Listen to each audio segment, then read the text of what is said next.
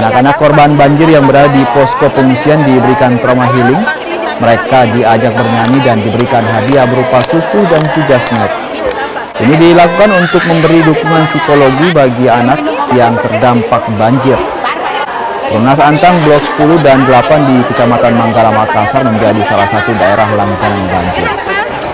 Untuk bantuan sebelumnya kami menyampaikan kepada tim di sini dan masyarakat pengungsi apa yang dibutuhkan, karena yang kita berikan kira-kira apa yang dibutuhkan. Alhamdulillah kita mulai dari sembako, juga makanan kaleng, juga tentunya ini juga biskuit untuk anak-anak, susu anak-anak juga, bahkan mainan. Jadi hampir semua kebutuhan.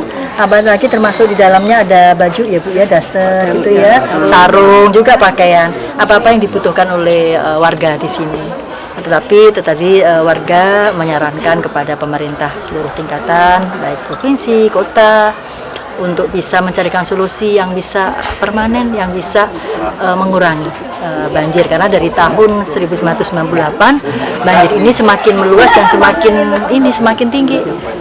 Yang dulunya mungkin baru sebatas lutut, sekarang sudah hampir 3 meter barangkali, sudah merendam seluruh rumah. Jadi khawatir dari tahun ke tahun nanti banjir ini akan semakin eskalasinya semakin meluas dan semakin